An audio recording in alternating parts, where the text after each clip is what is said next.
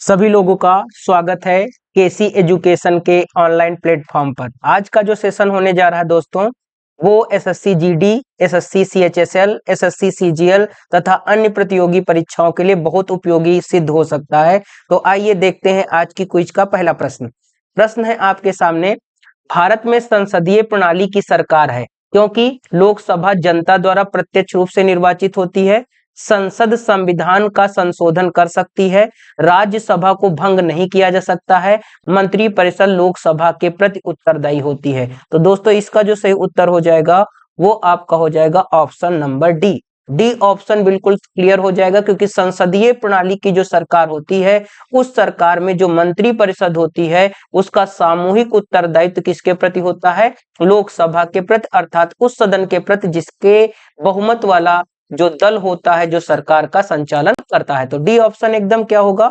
Correct उत्तर हो जाएगा। आइए क्वेश्चन नंबर 2 देखते हैं। निम्नलिखित में से कौन सा राज्य का सबसे महत्वपूर्ण तत्व है? राज्य का तत्व सबसे महत्वपूर्ण पूछ रहा है। ऑप्शन है ध्वज, राजधानी, संप्रभुता, शासनादेश। तो इसका जो दोस्तों सही उत्तर हो जाएगा वो हो जाएगा सी ऑप्शन, अर्थात संप्रभुता। तो सी ऑप्शन एकदम करेक्ट हो जाएगा। दोस्तों एक बार देख लेते हैं राज्य के निर्माण के अंग कौन कौन से होते हैं। तो राज्य के निर्माण के कुल अंगों की संख्या कितनी होती है? 4 होती है। ठीक है, कौन कौन सा? तो एक राज्य का अंग होता है आपका भूभाग। कौन सा होता है?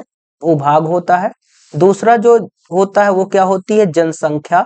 दूसरा अंग क्या होता है? जनसंख्या होती है, ये दूसरा अंग हो गया। तीसरा अंग जो आपका होता है वो क्या होता है? सरकार होती है। क्या होती है? सरकार होती है। और चौथा जो अंग होता है वो होता है संप्रभुता। क्या होता है? संप्रभुता। और इन चारों ही अंगों में सबसे अनिवार्य अंग राज्य का पूछ रहा है, तो सबसे अनिवार्य अंग संप्रभुता होगा। इसलिए ऑप्शन नंबर सी एकदम क्या होगा? करेक्ट हो जाएगा। क्या हो जाएगा? ऑप्शन नंबर सी एकदम करेक्ट हो जाएगा। ठीक है, चलिए नेक्स्ट प्रश्न देखते हैं, क्वेश्चन नंबर 3। कम्युनल अवार्ड और पूना पैक्ट के अंतर्गत शोषित वर्गों को कितने स्थान दिए गए थे? ठीक है, कम्युनल अवार्ड के अंतर्गत क्या हुआ था? तो विधान मंडलों में दलितों के लिए सीटें आरक्षित की गई थी, और पहले सीटें आरक्षित कितनी हुई थी? 71। कितनी? 71 सीटों का आरक्षण हुआ था। कितना? 71 सीटें आरक्षित की गई थी।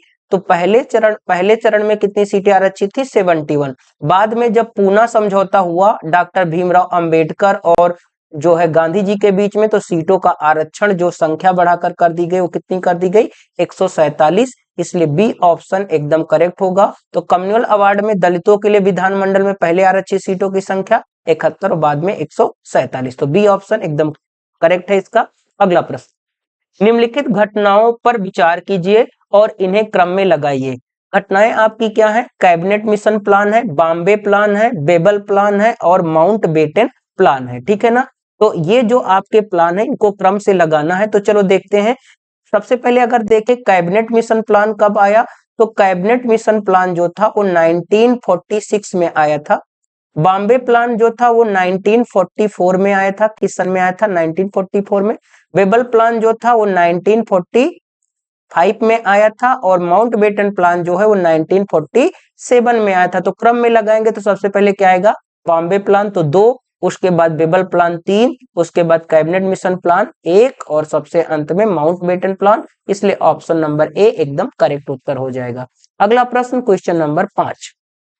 सूची 1 में उल्लेखित व्यक्तियों को सूची 2 में उल्लेखित मुकदमों के साथ सुमेलित कीजिए तथा सूचियों के नीचे दिए गए कूट का प्रयोग कर सही उत्तर का चयन कीजिए। तो सबसे पहले घटना दी है प्रफुल्ल चाकी। तो प्रफुल्ल चाकी जो थे वो मुजफ्फरपुर बम कांड से संबंधित है। प्रफुल्ल चाकी और खुदीराम बोस ने मुजफ्फरपुर बम कांड को अंजाम दिया था। इसलिए पहले का क्या होगा? 4 हो जाएगा। और जैसे ही पहले का 4 हो जाएगा दोस्तों, इसके करने का तरीका देखिए कैसे किया जाता है।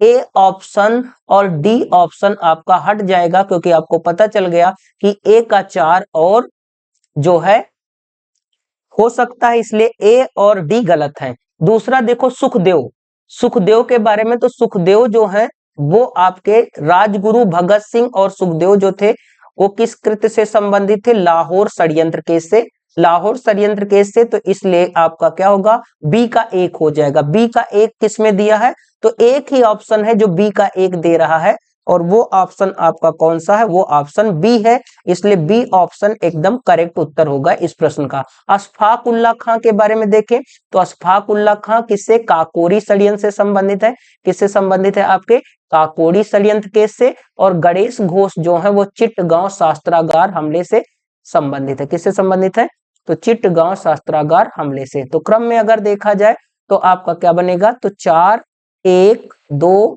3, इसलिए कौन सा आंसर सही हो गया, बी ऑप्शन एकदम राइट हो जाएगा। अगला प्रश्न है क्वेश्चन नंबर 6, भारतवर्ष में सर्वाधिक वर्षा किस क्षेत्र में होती है। आपको यह बताना है कि भारत में सबसे ज्यादा वर्षा प्राप्त करने वाला क्षेत्र कौन सा है, तो सही उत्तर आपका होगा ए ऑप्शन, अर्थात ऑप्शन नंबर ए, पश्चिमी घाट, हिमालय क्षेत्र और मेघालय। और ये जो वर्षा होती है आपकी, ये जो होती है आपकी, ये होती है आपकी दक्षिणी पश्चिमी मानसून से। किससे होती है दोस्तों, तो ये जो वर्षा होती है ये कौन से मानसून से होती है, तो ये दक्षिणी पश्चिमी मानसून से वर्षा होती है। देश की जो ज्यादातर वर्षा होती है वो किस मानसूनी हवा से होती है, तो दक्षिणी पश्चिमी मानसूनी हवा से। और सबसे ज्यादा वर्षा अगर देखा जाए तो पश्चिमी घाट, हिमालय क्षेत्र और मेघालय, इसलिए ए ऑप्शन एकदम क्या होगा, इसका करेक्ट उत्तर है। अगला प्रश्न है क्वेश्चन नंबर 7, निम्नलिखित में से किस नदी का उद्गम स्थल भारत में नहीं है। ऑप्शन है ब्यास, चिनाब, रावी और सतलज। तो इसका जो सही उत्तर होगा वो डी ऑप्शन होगा, डी ऑप्शन एकदम करेक्ट उत्तर होगा। क्योंकि जो सतलज नदी है, कौन सी, जो सतलज नदी है, इसका उद्गम कहां से होता है, तो इसका उद्गम होता है तिब्बत के पठार से। कहां से होता है ये नदी, कहां से उद्गमित होती है, तिब्बत के पठार से ये नदी उद्गमित होती है। और तिब्बत के पठार से कौन सी झील से निकलती है, तो दोस्तों राकसताल झील से निकलती, किससे निकलती है, राकसताल झील से ये नदी निकलती है। और ये नदी भारत में जो है वो हिमाचल प्रदेश राज्य में, किस राज्य में, हिमाचल प्रदेश राज्य में प्रवेश करती सबसे पहले। और सिपकिला दर्रे से इस नदी का प्रवेश भारत में होता है। तो इसलिए इसका सही उत्तर क्या होगा, डी ऑप्शन एकदम करेक्ट, इसलिए ऑप्शन नंबर डी सतलज हो गया। अगला प्रश्न, कावेरी नदी कौन से राज्यों से होकर के गुजरती है, तो चलिए देखते हैं। कावेरी नदी जो है वो कर्नाटक, केरल और तमिलनाडु राज्य से गुजरती है, इसलिए ऑप्शन नंबर सी इसका एकदम करेक्ट होगा। कावेरी नदी का उद्गम कहां से होता है, तो कावेरी नदी जो है आपकी ब्रह्मगिरी की पहाड़ी से निकलती है। कहां से निकलती है, ब्रह्मगिरी की पहाड़ी। और ब्रह्मगिरी की पहाड़ी किस राज्य में है, जो है आपका, तो ब्रह्मगिरी की जो पहाड़ियां पड़ती हैं वो आपकी कर्नाटक राज्य में पड़ती, कहां पड़ती हैं, कर्नाटक राज्य में। तो कहां पर पड़ेंगी ये पहाड़ी, कर्नाटक राज्य में ये पहाड़ी पड़ेंगी।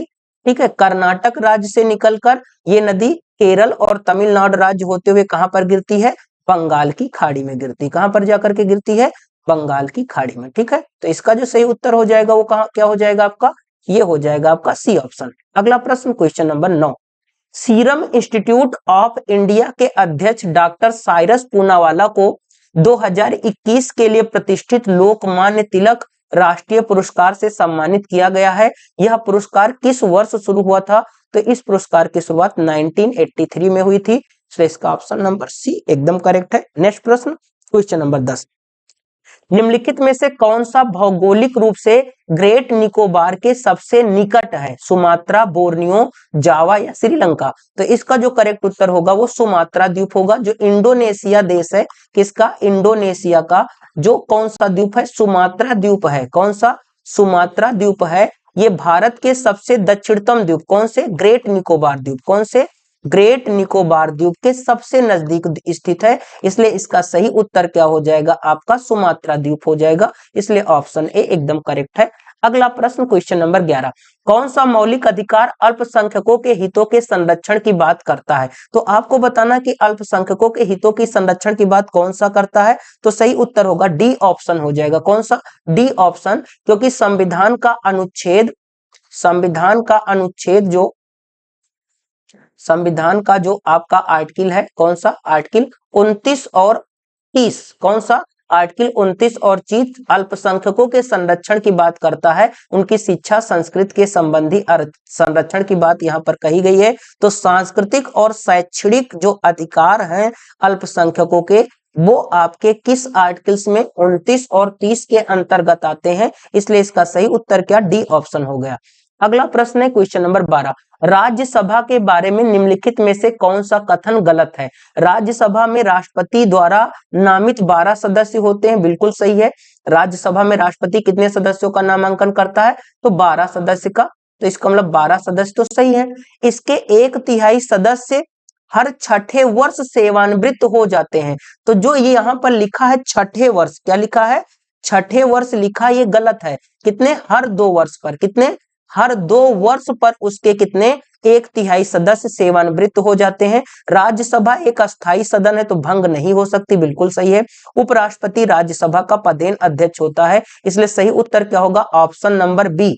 बी ऑप्शन सही होगा, क्योंकि 1/3 सदस्य हर 2 वर्ष में अपने कितने वर्ष का कार्यकाल पूरा कर लेते हैं? तो अपने 6 वर्ष का कार्यकाल हर 2 वर्ष में पूरा करते हैं। तो इसलिए बी ऑप्शन एकदम करेक्ट है। अगला प्रश्न, भारत की जनसंख्या में सर्वाधिक औसत वार्षिक वृद्धि दर किस दशक में दर्ज की गई थी? तो भारत की जनसंख्या में सबसे ज्यादा औसत जो दशकीय जनसंख्या वृद्धि कहे चाहे वार्षिक जनसंख्या वृद्धि दर कहे, वो किस दशक में थी? 1971 से 1981। इसलिए सी ऑप्शन एकदम करेक्ट उत्तर होगा। और सबसे न्यूनतम अगर कहेगा दोस्तों तो क्या करेंगे? तो आप करेंगे 1911 से 1921। 1911 से 1921 में जो वृद्धि दर थी वो क्या हो गई थी? नकारात्मक हो गई थी, मतलब बढ़ने के बजाय क्या हो गई? घट गई थी। तो सबसे कम 1911 से 1921 और सबसे अधिक 1971 से 1981 हो जाएगा। अगला प्रश्न, जीवन रक्षक हार्मोन किस ग्रंथ से सिक्रेट होता है, मतलब स्त्रावित होता है? तो वो ग्लैंड क्या होती? एड्रिनल ग्लैंड होती है। इसलिए ऑप्शन नंबर ए एकदम करेक्ट होगा इस प्रश्न का उत्तर। अगला प्रश्न, निम्नलिखित में से किस विटामिन को हार्मोन विटामिन कहते हैं? तो हार्मोन विटामिन हम लोग कहते हैं विटामिन डी को। किसको कहते हैं? विटामिन डी को हार्मोन विटामिन कहते हैं, क्योंकि इसका निर्माण जो है शरीर में हो सकता है। इसलिए क्वेश्चन नंबर 15 का डी ऑप्शन क्लियर करेक्ट है। अगला प्रश्न, सेब का हृदय रोगियों के लिए विशेष महत्व है क्योंकि ये बड़े स्रोत हैं। तो सेब में जो व्यापक मात्रा में पाया जाता है वो क्या पाया जाता है? सोडियम और पोटेशियम पाया जाता है, इसलिए इसे हृदय रोगियों के लिए बहुत उपयोगी माना जाता है। इसलिए ऑप्शन नंबर ए एकदम करेक्ट होगा इस प्रश्न का उत्तर। अगला प्रश्न है, राष्ट्रीय वनस्पति शोध संस्थान कहां पर स्थित है? तो राष्ट्रीय वनस्पति शोध संस्थान उत्तर प्रदेश की राजधानी लखनऊ में स्थित है। इसलिए ऑप्शन नंबर ए एकदम करेक्ट उत्तर है क्वेश्चन नंबर 17 का। अगला प्रश्न, निम्न में से किसके विरुद्ध न्यूनतम समर्थन मूल्य किसानों की रक्षा करता है? ठीक है, जो सरकार क्या लाती है? एमएसपी लाती है, मिनिमम सपोर्ट प्राइस की घोषणा करती है। वो किसके लिए करती है? ठीक है, तो एमएसपी लाने का जो मेन रीजन होता है वो आपका होता है ऑप्शन नंबर डी। क्या? अगर बम्पर उत्पादन हो जाए, अर्थात उत्पादन बहुत ज्यादा हो जाए, तो सरकार जो है एमएसपी पर हमेशा किसानों का खाद्यान्न क्रय करने के लिए क्या रहती है? तैयार रहती है। और एक वर्ष में कितने फसलों के लिए एमएसपी डिक्लेयर होता है? टोटल 22 फसलों के लिए डिक्लेयर होता है। कौन सा आयोग इसकी घोषणा करता है? तो ये जो आयोग है आपका, उसका नाम है कृषि लागत एवं मूल्य आयोग। क्या नाम है उसका? कृषि लागत एवं मूल्य आयोग। इसकी सिफारिश सरकार से करती है, कृषि लागत एवं मूल्य आयोग। ठीक है, किस वर्ष स्थापित हुआ था ये? तो आपको याद रखना, ये आयोग जो स्थापित हुआ था वो 1965 में कृषि लागत आयोग के रूप में स्थापित हुआ, जिसका नाम 1985 में बदलकर क्या किया गया? कृषि लागत एवं मूल्य आयोग किया गया था। तो सही उत्तर क्या होगा? D option. ठीक है, अगला प्रश्न, निम्नलिखित कथनों में से कौन सा कथन गलत है? ठीक है, पहला ऑप्शन है पश्चिम बंगाल राज्य 3 देशों के साथ अंतरराष्ट्रीय सीमा साझा करता, बिल्कुल सही है। म्यांमार देश 4 राज्यों के साथ स्थलीय सीमा साझा करता है, बिल्कुल करेक्ट कह रहा है। भूटान देश 3 राज्यों के साथ, बिल्कुल गलत है, क्योंकि भूटान देश जो है आपका वो 4 राज्य है। कौन कौन से हैं? तो देखो, पहला तो हो गया भैया सिक्किम। कौन सा हो गया? सिक्किम स्टेट हो गया। दूसरा आपका देखो पश्चिम बंगाल हो गया। कौन सा हो गया? पश्चिम बंगाल हो गया दूसरा स्टेट इसमें आपका। तीसरा स्टेट अगर देखें इसमें तो क्या है? असम हो गया। कौन सा? असम स्टेट हो गया। और चौथा अगर स्टेट देखें तो कौन सा? अरुणाचल प्रदेश हो गया। कौन सा हो गया? अरुणाचल प्रदेश हो गया। इसलिए 4 स्टेट होने चाहिए। कितने होने चाहिए? 4, मगर यहाँ लिखा क्या? 3। इसलिए सही उत्तर आपका इस प्रश्न का जो हो गया वो सी ऑप्शन हो गया। कौन सा हो गया?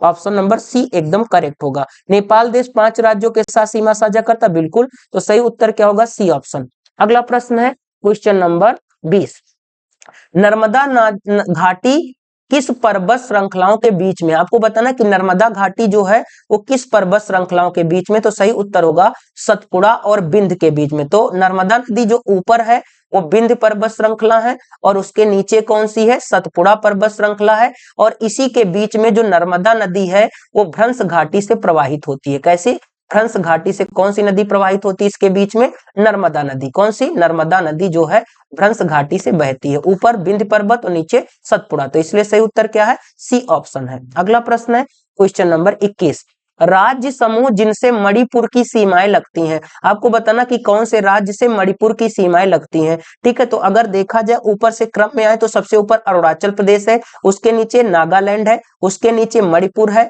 और उसके नीचे कौन सा आपका मिजोरम है। अब पूछ किसका रहा, मणिपुर, तो मणिपुर आपका तीसरे क्रम पर है। तो ऊपर देखो कौन सा स्टेट है, नागालैंड, नीचे मिजोरम, तो नागालैंड और मिजोरम किस में दिया है, तो नागालैंड और मिजोरम सी ऑप्शन में दिया है। नागालैंड, असम और मिजोरम एकदम करेक्ट होगा, इसलिए ऑप्शन नंबर सी एकदम करेक्ट उत्तर हो जाएगा क्वेश्चन नंबर जो है 21 का। क्योंकि इसके इधर अगर देखा जाए तो इस तरफ आपको कौन से स्टेट को टच करता है, ये असम, क्योंकि असम पूर्वोत्तर भारत के सभी स्टेटों को टच करता है, तो ये भी आप ध्यान दीजिएगा। अगला प्रश्न है क्वेश्चन नंबर 22, पश्चिमी घाट है, आपसे पूछ रहा पश्चिमी घाट। पश्चिमी घाट के बारे में देखें तो पश्चिमी घाट जो ताप्ती नदी के मुहाने से लेकर के और कन्याकुमारी तक अरब सागर के समानांतर फैला है। किसके, अरब सागर के समांतर फैला है। ये क्या है, तो ये पठारों का ढलान है। क्या है, पठारों का ढलान है, इसलिए ऑप्शन नंबर सी 22 नंबर प्रश्न का एकदम करेक्ट उत्तर है। अगला प्रश्न, कौन सा पठार भारत के खनिज दिल के देश के रूप में जाना जाता है। तो सबसे ज्यादा खनिज का उत्खनन होता है वो आपका कहां से होता है, छोटा नागपुर का पठार होता है। तो छोटे नागपुर के पठार से देश में सबसे ज्यादा खनिज उत्खनित किया जाता है, इसलिए इसे देश की खनिज पेटी कहते हैं। क्या बोलते हैं इसे, देश की खनिज पेटी कहा जाता है। तो देश की खनिज पेटी किस पेटी को कहते हैं, छोटा नागपुर पठार की पेटी को कहते हैं, इसलिए ऑप्शन नंबर बी एकदम करेक्ट उत्तर है क्वेश्चन नंबर 23 का। अगला प्रश्न क्वेश्चन नंबर 24, धूपगढ़ किस पर्वतमाला की सर्वोच्च चोटी है। तो धूपगढ़ जो है आपकी वो सतपुड़ा पर्वत की सबसे ऊंची चोटी है। सतपुड़ा पर्वत का मुख्य विस्तार अगर देखा जाए तो किस राज्य में है, तो ये पर्वत जो है आपका मुख्य रूप से मध्य प्रदेश राज्य में फैला है।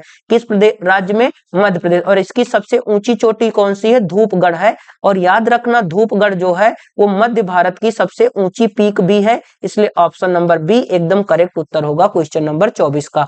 अगला प्रश्न, भारत में संघीय मंत्री परिषद के सदस्यों की कुल संख्या किससे अधिक नहीं हो सकती है। तो संघीय मंत्री परिषद में कुल सदस्यों की संख्या लोकसभा के कुल सदस्यों का 15% से अधिक नहीं हो सकती। तो इसलिए इसका उत्तर क्या होगा, डी ऑप्शन हो जाएगा। किसके द्वारा निर्धारित किया गया है इसे, मंत्रिपरिषद का आकार, तो वो आपका 91वें संविधान संशोधन, किसके 91वें संविधान संशोधन जो हुआ था आपका 2003 में। किस सन में, 91वें संविधान संशोधन 2003 के द्वारा मंत्री परिषद का आकार फिक्स किया गया और कहा गया कि जो मंत्री परिषद केंद्र में होगी उसमें कुल मंत्रियों की संख्या लोकसभा के कुल सदस्यों का 15% से ज्यादा नहीं होगी। तो क्या उत्तर आपका हो गया, डी ऑप्शन हो गया।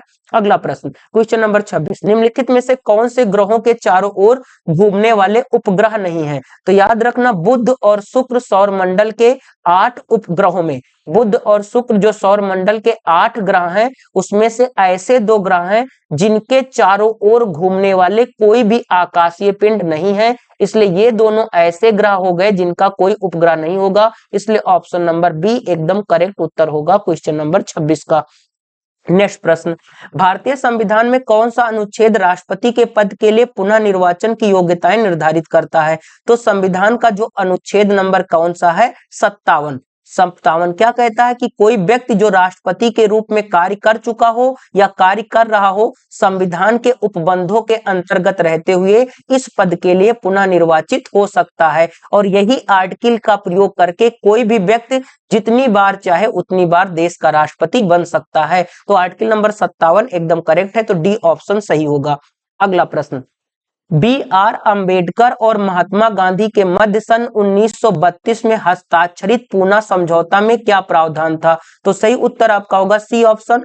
सही उत्तर क्या होगा, सी ऑप्शन, हरिजनों के लिए आरक्षण सहित संयुक्त निर्वाचन क्षेत्र। ठीक है, तो जो पूना पैक्ट हुआ था क्योंकि कम्युनल अवार्ड के अंतर्गत सीटें जो आरक्षित की गई थी दलितों के लिए वो कितनी थी, 71, जिसे बढ़ा करके इस समझौते के अंतर्गत कितना कर दिया गया था, 1847 और ये समझौता जो है पूना जेल में हुआ था, इसलिए इसे पूना समझौता कहते हैं। किसके किसके बीच में? गांधी जी और डॉक्टर भीमराव अंबेडकर के बीच में। अगला प्रश्न, क्वेश्चन नंबर 29, राष्ट्रपति द्वारा राज्यसभा के सदस्यों के नामांकन का नियम किस देश के संविधान से लिया गया है? तो ये आपका लिया गया है आयरलैंड के संविधान से। आयरलैंड के संविधान का प्रयोग किया गया है यहाँ पर, जिसके अंतर्गत भारत का राष्ट्रपति राज्यसभा में कितने सदस्यों का? 12 सदस्यों का मनोनयन कर सकता है। कितने? 12 सदस्यों का। तो ये किस देश के संविधान से लिया गया है? आयरलैंड के संविधान का। अगला प्रश्न, सुबनसिरी, कामेंग और तिरप किसकी सहायक नदियां हैं? तो सुबनसिरी, कामेंग और तिरप जो हैं वो ब्रह्मपुत्र की सहायक नदी है। कितनी? इसकी ब्रह्मपुत्र की सहायक नदी है। ये नदी कहां से निकलती है? तिब्बत के पठार से निकलती है। कहां से? तिब्बत के पठार से उद्गमित होती है। इसकी कुल लंबाई अगर देखा जाए तो कितनी है? 2900 किलोमीटर है। कितनी? 2900 किलोमीटर है। और इसकी अगर सहायक नदियों की बात किया जाए तो सहायक नदियों में आपकी मुख्यतः देहांग, कौन सी? देहांग नदी हो गई। आपकी दूसरी देबांग नदी हो गई। कौन सी? देबांग नदी हो गई। अगली आपकी धनश्री नदी हो गई। कौन सी? धनश्री नदी हो गई। अगली आपकी सुबनश्री नदी हो गई। कौन सी? सुबनश्री नदी हो गई। अगली आपकी जो है मानस नदी हो गई। कौन सी? मानस हो गई। कामेंग हो गई, पगला दिया हो गई। ये सब किसकी सहायक नदी है? ब्रह्मपुत्र की। तो इसलिए इसका सही उत्तर ऑप्शन नंबर सी हो जाएगा। तो अगला प्रश्न, ठीक है, तो ये था दोस्तों आज का सेशन। ठीक है, आज के सेशन को समाप्त किया जा रहा। धन्यवाद।